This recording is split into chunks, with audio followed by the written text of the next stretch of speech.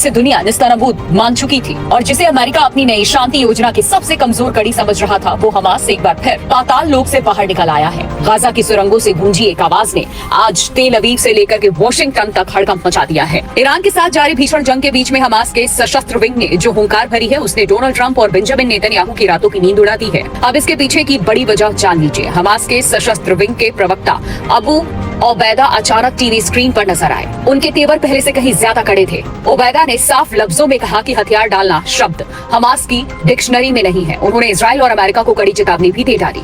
Israel ने पिछले 2 सालों में हजारों टन विस्फोटक गाजा की सुरंगों पर बरसाए। दावा किया गया कि गाजा मेट्रो यानी कि हमास का अंडरग्राउंड नेटवर्क 80% तबाह हो चुका है, लेकिन आज की सच्चाई कुछ और ही बयां करती है। हमास का पाताल लोक अभी भी जिंदा है।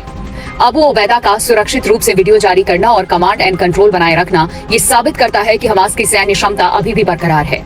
ये सुरंगें केवल छिपने की जगह नहीं है, ये हमास की लाइफलाइन है। यहीं से वो रसद जुटाते हैं, यहीं से वो रॉकेट दागते हैं और यहीं से वो इजरायली सेना को गुरिल्ला वॉर में उलझाए रखते हैं। 72,000 से ज्यादा मौतों और गाजा के खंडहर बन जाने के बावजूद हमास की संगठित शक्ति का बचे रहना इजरायली मिलिट्री स्ट्रेटेजी की बहुत बड़ी नाकामी मानी जा रही है।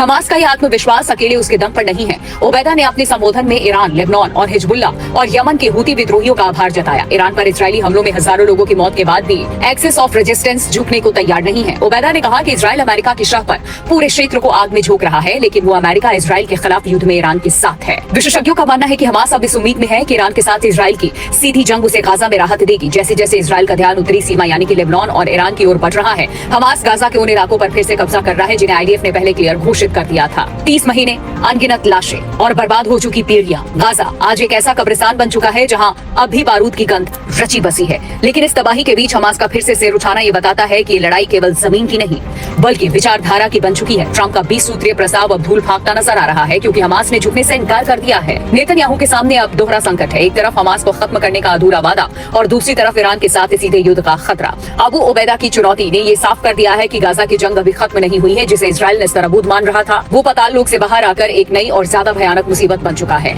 अब सवाल ये है कि क्या ट्रंप का शांति प्रस्ताव परवान चढ़ पाएगा। हमास ने मांग की है कि पहले इजराइल गाजा से पूर्ण वापसी की गारंटी दे, तभी किसी समझौते पर बात होगी। उधर नेतन्याहू के लिए मुसीबत ये है कि बिना हमास को खत्म किए वो जीत का दावा नहीं कर सकते और हमास है कि खत्म होने का नाम नहीं ले रहा। पाताल लोक यानी उन गहरी सुरंगों से निकलकर हमास ने जो संदेश दिया है, उसने मिडिल ईस्ट की बिसात को और उलझा दिया है। अब देखना होगा कि ट्रंप की डिप्लोमेसी और नेतन्याहू की मिलिट्री ताकत इस नई मुसीबत से कैसे निपटती है। सवाल ये भी है कि क्या दुनिया इस नरसंहार को रोकने का कोई रास्ता निकाल पाएगी या फिर मिडिल ईस्ट की आग पूरी दुनिया को अपनी चपेट में ले लेगी। आज के हालात देखकर तो यही लगता है कि शांति अभी बहुत दूर है। इतिहास गवाह है कि जब जब किसी ताकत को पूरी तरह मिटाने का दावा किया गया, वो अक्सर राख के ढेर से फिर से उठ खड़ा हुआ। आज मिडिल ईस्ट के रण क्षेत्र में कुछ ऐसा ही होता दिख रहा है।